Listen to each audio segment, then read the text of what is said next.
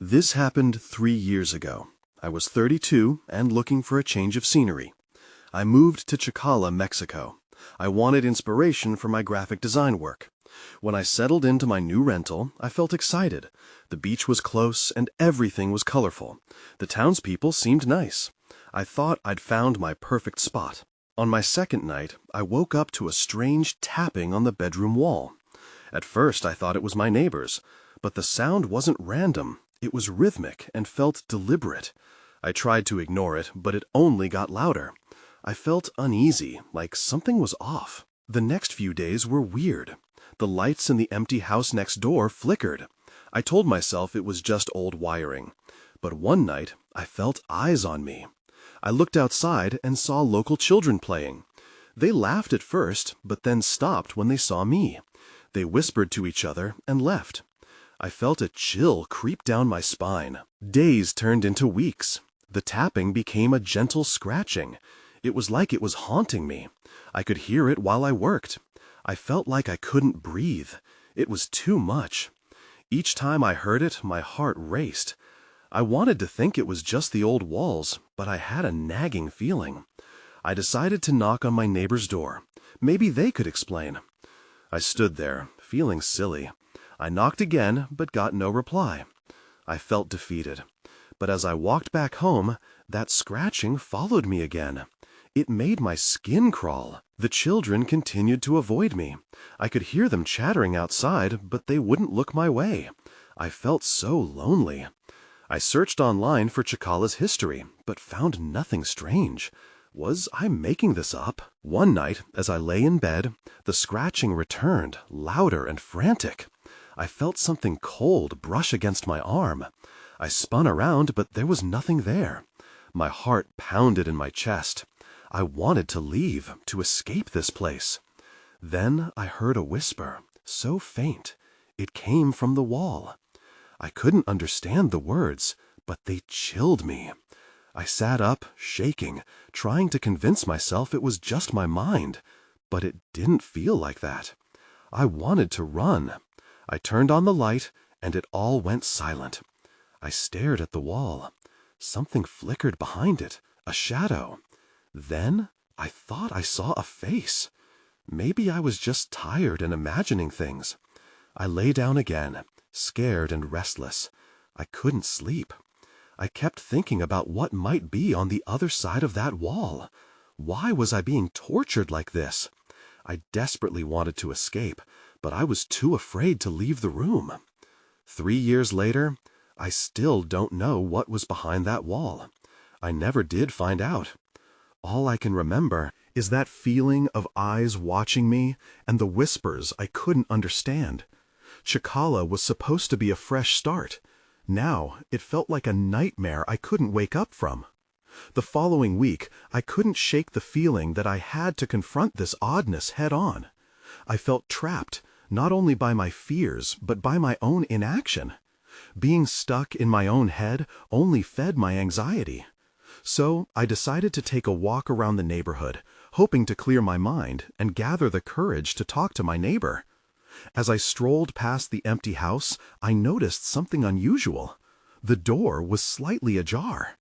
I glanced around and cautiously approached it. My heart raced as I pushed the door gently, expecting it to creak or groan. Instead, it opened smoothly, as if inviting me inside. I hesitated, the distant scratching and whispers echoing in my mind. But curiosity overwhelmed my fear. I stepped inside, and the air felt heavy with dust and something else, something cold. I pulled out my phone for light. The living room was bare and dimly lit by afternoon sun filtering through grimy windows. As I moved deeper into the house, I discovered family photos scattered on the floor. I picked one up. A woman with dark eyes smiled back at me, her mouth open in laughter. I felt a strange connection, but also unease. Who were these people? Why had they left all this behind? Then I heard it again, the scratching. This time louder, more insistent. It was coming from the wall near the back of the house. My instinct screamed at me to leave, but I pushed on, that same hopeless curiosity driving me. I walked toward the sound, feeling like I was being drawn into something dark. I could hear the whispering again, more clear this time. Words I did not recognize, but could feel deep in my bones. The walls felt alive in a way that made me shiver. Suddenly, I stumbled upon a doorway I hadn't seen before. It led down to a small cellar. I hesitated, but the scratching seemed to pulse, urging me closer. I descended the steps, light fading as I reached the bottom. Just as I stepped into the dim light of the cellar, I saw something glimmer in the corner. I approached it, and my breath quickened. There, sitting on an old crate, was a small wooden box. The box was ornate, etched with confusing symbols that seemed familiar but distorted. I opened the lid, and inside was a collection of old letters tied with a frayed piece of rope. I tugged at them, but as I pulled them out, I felt a gust of cold air rush past me, carrying that same whisper. I couldn't see what was happening, but the atmosphere shifted. That's when the lights above flickered and went out, the room swallowed by darkness. I heard a shuffle behind me, and in that thick obscurity, fear froze my thoughts. I was not alone. Then, from the darkness, I felt a presence, cold and oppressive. It was as if the very air around me tightened. I turned to flee, but before I could move, a voice broke through the shadows, distinct and chilling. "Why did you come here?" I froze, heart pounding, as that voice echoed around me. I was terrified, and I realized I was in far deeper than I ever intended. The voice seemed to wrap around me, wrapping my thoughts in fear. I stood still, unsure whether to respond or run. My eyes strained against the darkness, searching for the source. But I saw nothing, only a void that felt heavy and cold. "Why did you come here?" the voice repeated, now sharper, as if it demanded an answer. I could only swallow hard, fighting the urge to panic. I wanted to scream, to tell it I was just curious, but the words wouldn't come. Suddenly, the lights flickered back on, and I was momentarily blinded. Blinking, I squinted into the dim room, the shadows retreating just enough for me to see. I noticed the box I had opened was still there, letters scattered on the floor. Their rough edges glinted, and I felt a strange pull towards them, as if they held the key to understanding this eerie moment. Before I could decide what to do next, a rush of wind swept through the cellar, knocking over an old shelf against the wall. The sound crashed into my ears like thunder. "Get out!" A different voice, a whisper mixed with desperation, cut through the cold air. It was almost pleading. That's when I saw it. As I turned, a figure loomed near the top of the stairs. It was shadowy and indistinct, but it felt like it drew energy from the darkness itself. Instinct took over. I sprinted toward the stairs, my feet racing against the concrete floor, moving faster than I thought possible. But as I reached the top, the door slammed shut in front of me. I gasped, gripping the handle, trying to pull it open. My heart was racing a mile a minute, and panic surged through me. "Let me out, please!" I shouted, but only silence echoed back. Frantically, I turned back to the cellar, where the presence still lingered, thick in the air. I could hear the scratching now, louder than ever, clawing away at the walls. I needed a way out, yearning for the sun and fresh air outside. "Who are you?" I cried, desperation bubbling over. I could barely recognize my own voice. The figure shifted slightly, becoming more defined. I could almost make out a face, but it swayed in and out of focus. "You must not touch those," it rasped, pointing to the letter sprawled across the floor. The urgency in its tone sent ice through my veins. But instead of listening, I felt drawn back to the letters. I needed answers. Quickly, I snatched up one of the ties that held them together. "What's in them?" I asked, my voice trembling. "Belongings of the past," it whispered, a note of sorrow in its voice. "Their echoes hang heavy here." I stared at the letter in my hand. I felt the pull of those words, their silent stories calling to me. If I could understand them, I might uncover the truth behind this haunting. Then I heard the door rattle. I whipped around, my heart racing. Someone was trying to get in. I was even more trapped than I thought. "Who's there?" I shouted, panic mixing with curiosity. "Let us in," a frantic voice called from outside. It sounded familiar, but distant. A voice from my life, from the world above.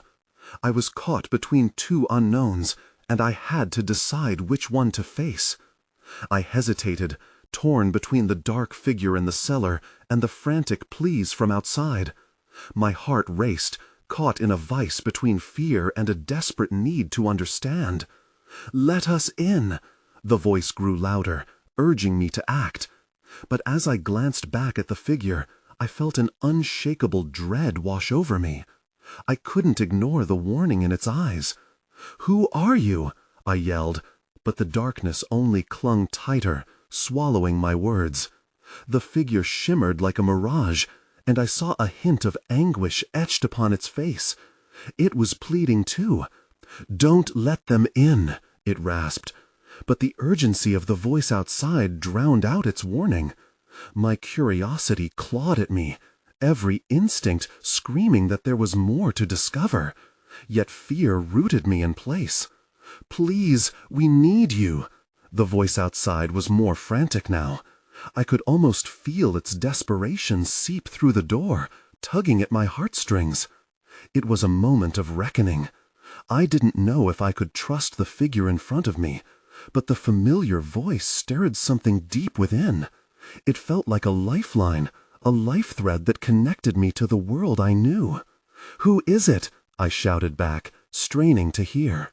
A loud bang rattled the door, making me jump. "Who's out there?" "It's me. Just open the door." The voice sounded like my best friend, Sam, and panic surged again. I had to make a choice. My heart urged me to find safety and reach for the familiar, but the shadowy figure motioned towards the letters. Its silent warning echoed in my head. Suddenly, I felt a strong wind blow past me, sending a chill that felt almost like a warning. The figure seemed to dissolve slightly, flickering as if the light itself hesitated. "You need to know. You need to understand what you're getting into." My resolve faltered. Those letters were more than mere scraps of paper. They held stories, secrets that begged to be revealed. But was it worth the risk? Then everything turned chaotic. The door slammed against the wall with a force that shook my entire being, and Sam burst in, wide-eyed and frantic. "What are you doing? We have to leave." I froze as I caught another glimpse of the figure, now nearly transparent, as though its power was waning. "Don't trust them," it gasped. "I can't stay here." My voice shook, and I shot a quick glance at Sam. There's something here. I need to explain." But Sam grabbed my arm, urgency spilling over. "We need to go, now." Just as I debated, the letters on the floor began to flutter, lifted by an unseen breeze. One caught my eye, flipping over to reveal an unfamiliar name, a name that sent a shock through me. That's when I saw it, the name painted across the page, Lydia. But why did it feel so important? My gut twisted, a fresh wave of fear crashing over me. I was torn between the urgent voices, between the past and the present, and I had no idea what would happen next. I stumbled back, my eyes fixated on the letter. Lydia. I couldn't shake the feeling that it was more than just a name. It felt like a key to something I had long buried. But before I could process it further, Sam's grip tightened around my arm, pulling me urgently toward the door. "Come on, we'll figure this out outside." Sam insisted, his voice rising with panic. I glanced back at the figure. It seemed to shimmer one last time, its anguished expression almost pleading. "You have to decide," it whispered, the words barely making it to my ears over the chaos. Decide what? I wanted to scream, but I was too lost in the moment. The flickering light in the cellar, the name Lydia, and the desperate voice of my friend tangled into one swirling mass of confusion. "Please," Sam tugged again, and I could feel the tension in his voice. "We don't have time." My heart raced, not knowing what lay beyond that door, or what dangers were waiting. I could hear the faint sound of footsteps growing louder from the tree line outside. They echoed with an urgency that was unmistakable. "Fine," I finally shouted, turning to Sam, "but I have to know more about this." With that thought derived from sheer instinct, I glanced down at the letter again. My fingers brushed the paper, and I felt a pulse, as if it were alive. But I didn't have time to marvel at it. Sam pulled me out into the dim light of evening. "Look out!" Sam shouted, pushing me to the side as I stumbled out of the cellar. I turned just in time to see a shadowy figure dart by, obscured by the darkness. It didn't look like the one I saw inside. This one was moving fast, heading toward us. "We need to go," Sam urged, glancing back nervously. But I couldn't move. My feet felt glued to the ground. "I have to find out what's going on. Sam, wait!" There was a brief flash of understanding in Sam's eyes, but he was already seconds away from panic. "Just trust me, they're coming." Suddenly, I heard whispered voices following close behind us. They were too familiar, too eerily close to the frantic voice that had begged me to let them inside. "Your world is at stake. You can't run." Shivers danced down my spine as dread crawled over me. I couldn't see the figures in the shadows, but I felt something sinister creeping closer, a sense of impending doom that squeezed my heart. Before I could fully grasp what was happening, something icy touched my shoulder. I recoiled with a gasp. Sam turned to follow my gaze, his eyes wide, his breath hitching in his throat. "I think we need to get out of here now," he urged. But before either of us could take another step, the shadows materialized and faces emerged from the darkness. They looked just like the figure in the cellar, but there were more of them, and their expressions were cloaked in urgency. "Find the letters," one of them shouted. "They will guide you." I felt an overwhelming weight settle in my stomach. The dark figure from the cellar had been trying to warn me, but I had been too caught up in my fear. And now, with everything shifting, I realized I had to trust the fragmented clues, or risk losing everything. "Go!" Sam yelled, pulling me back to reality. I turned to run, heart racing, pulling Sam with me. The whispers behind us grew louder, pounding against my ears. But as we sprinted, I felt one thing settling in my mind. Lydia wasn't just a name. It was the beginning of a nightmare unraveling. And as the shadows chased us into the night, I began to realize there was no running from this. The trees closed in around us as we ran, each branch clawing at my arms and legs. I could feel Sam's breath quicken beside me. "Just a little further," he shouted, his voice strained. We broke free from the trees and emerged into the open moonlit meadow. The car was parked at the far end, a silver beacon of safety, but it felt miles away. What if they catch us? My pulse thundered in my ears. I wasn't sure if I was asking for reassurance or just voicing my own fear. "They won't," Sam replied, though his voice trembled. "We just need to get inside. Hurry." I focused on the car, willing my legs to move faster. But panic surged as I glanced back into the darkness. The figures were gaining on us, their whispers sharpening into sharp gasps that sliced through the night air. "You must find them," they called, urgency rising in their chants. As we reached the car, Sam fumbled with the keys, his hands shaking. I scanned the shadows behind us, dread pooling in my stomach. The figures were so close now. Come on, come on," I urged, panic creeping into my voice as I pressed my hands against the car, desperate to help. Finally, the lock clicked and Sam yanked the door open. We both jumped inside, slamming the door shut just as a shadow darted past the rear window. "Start the engine!" I gasped, but a shudder ran through the car as the interior lights flickered. "I'm trying!" Sam slammed the key in the ignition, but it wouldn't turn. Something was wrong. My heart raced harder as I could hear the whispers intertwining with a low hum, a chilling song that echoed through the air. "Why isn't it working?" I could barely get the words out. The darkness seeped closer, and I felt a suffocating pressure close around us. But then, just as doubt threatened to overtake me, a realization stabbed through the panic. "The letter!" I raced the idea through my mind. "The letter could help. We need to figure out what it means." Sam's hands were frozen on the steering wheel. "Now? Are you kidding me?" I think it will guide us." I grabbed the letter from my pocket, fumbling to unfold it under the dim dashboard lights. The paper felt warmer than before, and briefly the whispers quieted as I skimmed the words. Fragments of sentences sparkled before me, guiding us, warning us, weaving a connection I didn't fully understand. "I saw it," I suddenly blurted out. "The letter said something about a place in Chacala." "What does that even mean?" Sam shot back, panic returning to his eyes as the car continued to shudder. "It has to mean something. Lydia, the letters." I turned to him urgently. "It's not just about us, it's about her. If we can find her, we can fix this." The whispers around us swelled again, filling the air with a dissonant crescendo echoing off the metal of the car. Shadowy hands pressed against the windows, and the darkness felt like a living thing trying to breach our refuge. "I don't know how," Sam cried, the frustration boiling over. "How do you even know this will work?" "Because I have to believe it will. Just trust me." It was my turn to urge, though doubt gnawed at my stomach.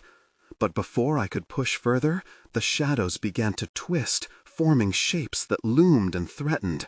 The whispers turned into a cacophony of urgent cries. "Find the letters! Find the truth!" Everything within me screamed that we didn't have much time. "Sam," I breathed, my heart racing, "we have to move. Just drive." He nodded, determination flashing in his eyes as he finally turned the key. The engine sputtered, then roared to life. I held my breath, afraid that the dark might swallow us whole if he hesitated. But before I could exhale, I saw one figure leap toward the car. Then, everything went dark.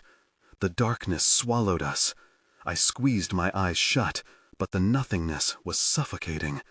The engine's growl was drowned by the frantic thrumming of my heart. Then, suddenly, I felt movement, a harsh jolt, the world spinning back into focus. I blinked, disoriented, as the dim car interior flickered back to life. The engine roared like an angry beast, but outside, the figures were gone. Were they ever really there? Did we lose them? I breathed, fear still thick in my throat. I think so. Sam's voice was shaky but relieved. He looked straight ahead, his knuckles white against the steering wheel. "What just happened?" "I don't know." I could still hear the whispers swarming in my ears. "But we need to get away from here, now." He nodded and pressed the gas pedal. The tires screeched against the gravel, and we lurched forward, the car plunging into the night. I glanced in the rearview mirror, half expecting to see shadows chasing us. Nothing. It felt unreal, like a bad dream, but my gut told me otherwise. "Those figures," I said, slowly, trying to sort through the fear. What if they were trying to tell us something? About Lydia? About the letters? Sam's expression changed. "Chacala?" he said, the name heavy in the air between us. "How do we even start looking for her? This place is huge." I scanned the horizon, searching for familiar landmarks. "I remember some places," I said, "but everything is different now, isn't it? What if we—" An ear-splitting screech cut through my thoughts, a sound that nearly froze my blood. I twisted in my seat to see the figure from before, but not behind us. It stood right in front of the car now, illuminated by the headlights. A woman, her face obscured by tangled hair. She lifted a hand, pointing directly at us. "Sam, stop!" I screamed, my voice raw. He slammed on the brakes, and we skidded to a halt inches from her. My chest heaved from the sudden stop. I peered through the windshield, dread pooling. The pale figure stood unmoving, her finger still raised. "Do you see her?" Sam whispered, his eyes wide. "I do. What does she want?" I felt a strange pull, a question curling in my mind. Maybe she was part of the answer we were looking for. "We should talk to her," I suggested, though uncertainty gnawed at me. "Are you insane?" he shot back, glancing at the character that seemed pulled from a nightmare. "This isn't a game, and she could be dangerous. We've come all this way. We can't turn back now," I insisted, heart racing against my ribcage. Before Sam could protest, I unbuckled my seatbelt and opened the door. The cold night air swept in, filled with an unsettling tension. The woman took a step forward, her face finally coming into view. And just as I was about to say something, she spoke. "Find her." My breath caught. "What do you mean?" I asked, stepping closer. "The others may have been mere shadows, but she was real. Chacala," she said. Again, her voice echoing like a distant bell. "Follow the letters." Then, before I could respond, she vanished, dissolving into the darkness like a whisper lost in the wind. "What was that?" Sam cried, his voice trembling. "That's when I saw it." A glint caught my eye from where she'd stood, the dim light of something on the ground. It looked like another letter. I stepped over to the spot where the eerie woman had stood. The night air was cold against my skin, but it was more than that, an unsettling chill creeping in, whispering things I didn't want to hear. I bent down, my fingers brushing against the damp earth as I reached for the letter. It was crumpled and worn, struggled against time and the elements. Carefully, I unfolded it, my throat tightening in anticipation. "Do you really think it's another one?" Sam asked, his voice wavering. He stayed by the car, the headlights flickering over us like a lifeline in the darkness. I turned the letter over, scanning the message hastily scribbled in a familiar hand. My heart sank. It was just like the others, filled with vague warnings, cryptic phrases, and an unbearable sense of urgency. "You must find her before the shadows rise. They know." "Great," I muttered, looking back at Sam. "Just great. Another riddle to solve." "Before the shadows rise," he grimaced, visibly uneasy. "What does that even mean?" I crumpled the letter in my hand, frustration bubbling in my chest. "I don't know, but it seems like they want us to find Lydia. That woman, she was trying to warn us." "But about what?" Sam whispered, eyes darting towards the trees lining the road. "I don't like this. We shouldn't be here. We're just digging deeper into whatever this is." "We can't stop now," I insisted. "We have to keep going." A flash of anger flared through me, mingling with fear. "She pointed at us for a reason. We're not done yet." I glanced over my shoulder, the haunting memories crashing back. The moment Lydia disappeared, the endless questions that followed. Each letter revealing fragments, but never the whole story. Was I ready to chase the truth wherever it led? In a shaky breath, I straightened up and looked at the trees. "If we follow the letters, maybe they'll lead us to her," I said, more to convince myself than Sam. Before I could overthink it, I slid into the car, the fabric of my seat cool against my skin. "Let's follow the map, the next place. I remember an old building near the beach. If there's anything left there, it might help." Sam hesitated. "You really want to go to Chacala? At this hour? After what just happened?" "There's no other choice," I replied, trying to sound steadier than I felt. "We need to face this. We had already come too far to turn back now. He looked back toward the shadows and sighed. All right, but I'm not looking forward to this. Reluctantly, he turned the ignition, the engine springing to life. As we sped down the road, I kept my eyes glued to the horizon, gripping the letter tightly. The familiar coastline began to take shape, the outline of the buildings in the distance merging into the night. I could feel the weight of the mystery pushing down on me. But then, a flicker of movement caught my eye, a shadow darting between the trees. I blinked, squinting into the dark. "Did you see that?" I asked, heart racing again. "What?" Sam glanced out his window, visibly confused. "Something moved." I didn't finish my sentence. A piercing scream echoed through the night, sending a bolt of terror through me. It was nearby, somewhere on the road ahead. "Sam, stop!" I shouted. My voice shook, filled with panic. He slammed on the brakes, and we skidded to another halt, winded and breathless. "Now what?" he asked, his eyes wide. All I could think about was the darkness that surrounded us, the whispers, the shadows, and Lydia's haunting absence.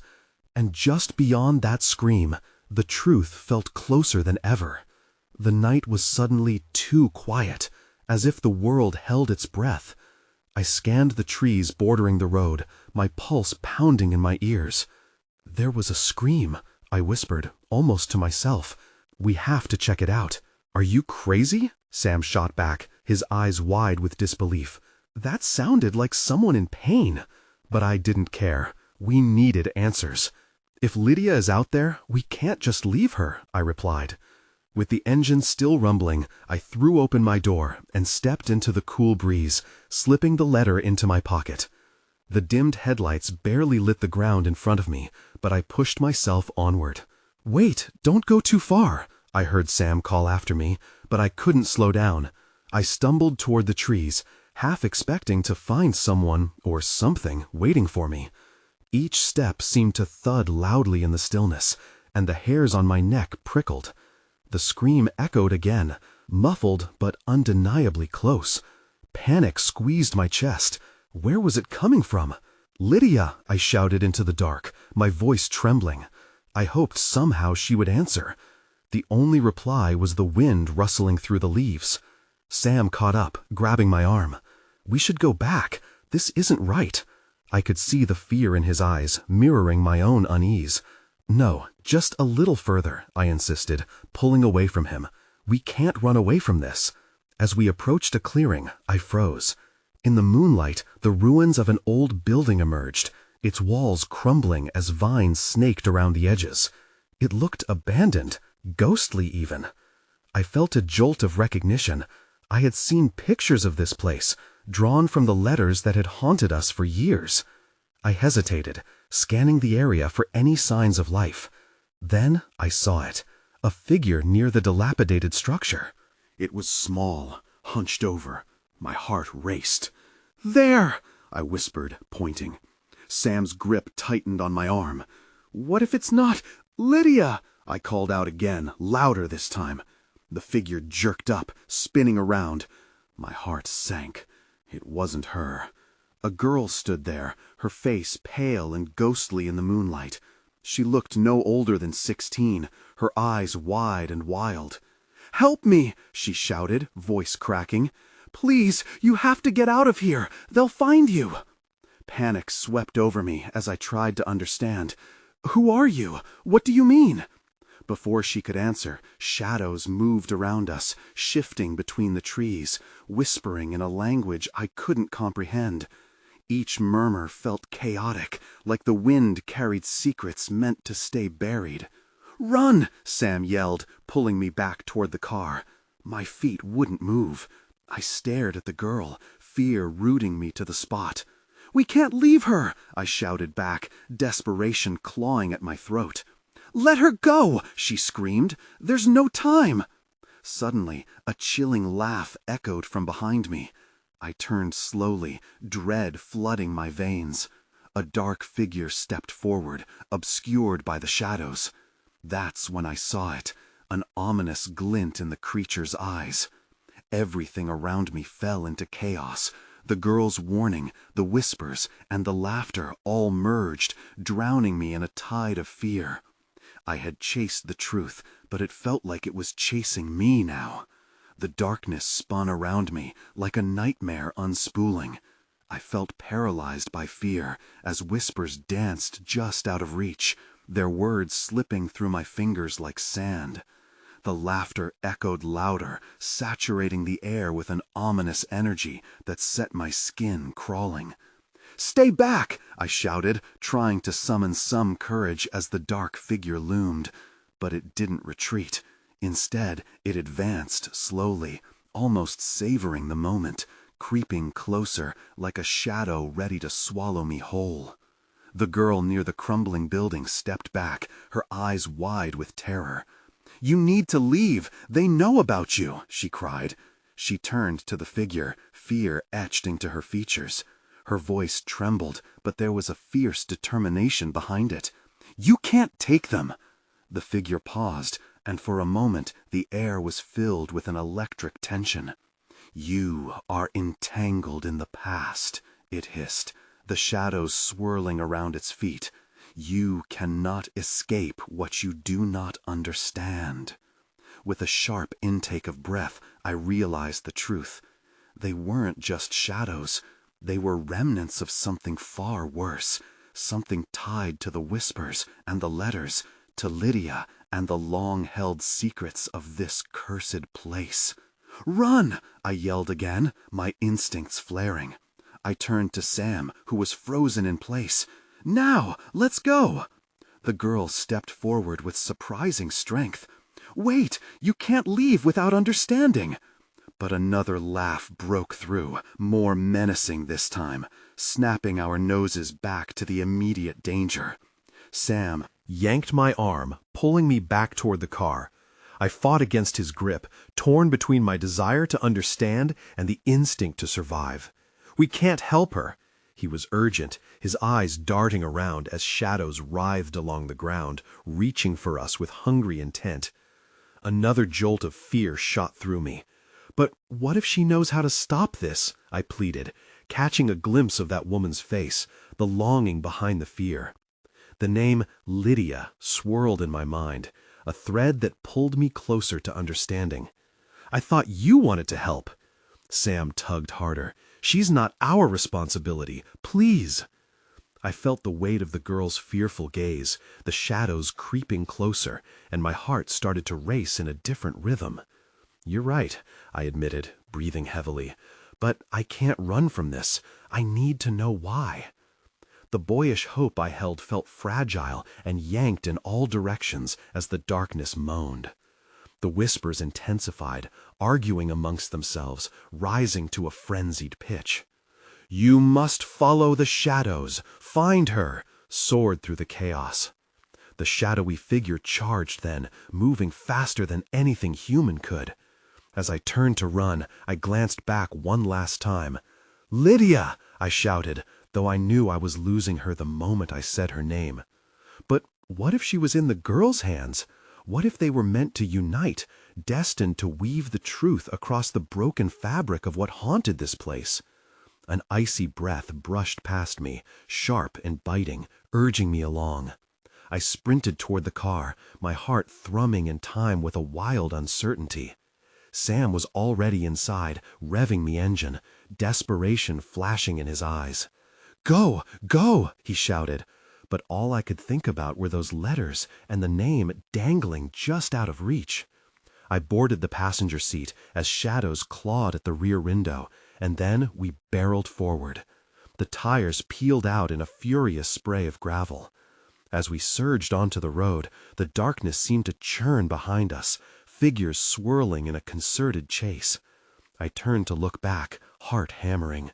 The girl stood alone now, the shadows dissolving around her. She raised a hand slowly, a gesture that felt both soothing and ominous, a last warning. "What was that about?" Sam shouted over the engine, eyes wide, searching the road ahead. "We shouldn't have gone back. That's it. We have to leave Chacala." "Not yet," I gasped, still shaking from the encounter. "We need to find Lydia. There's something more to this, something I can feel." More? Sam eyed me incredulously, disbelief etched in every line of his face. You mean you want to find her after everything that just happened? Are you insane? I'm not sure, I breathed, glancing back at the spreading darkness and flickering shadows. But what if we don't find her? What if she's part of whatever this is? A stillness settled in the car, the pulse of uncertainty thrumming heavily between us. Sam's face turned serious, the fear giving way to a hardened resolve. We need to figure out what those letters mean, he finally said. We can't run forever. As the car lurched forward, I let out a shaky breath. The name Lydia echoed in my mind, entwined with the rush of urgency. I could still feel the weight of those letters in my pocket, as if they held pieces of the truth just waiting to be uncovered. We drove on, the shadows retreating for now, but I couldn't shake the feeling that they were still watching, waiting for the right moment to close in. I knew this wouldn't be over until we stared down the truths concealed in Chacala. Sometimes I wonder if I made the right choice. Did we unplug the darkness, or merely enter deeper waters?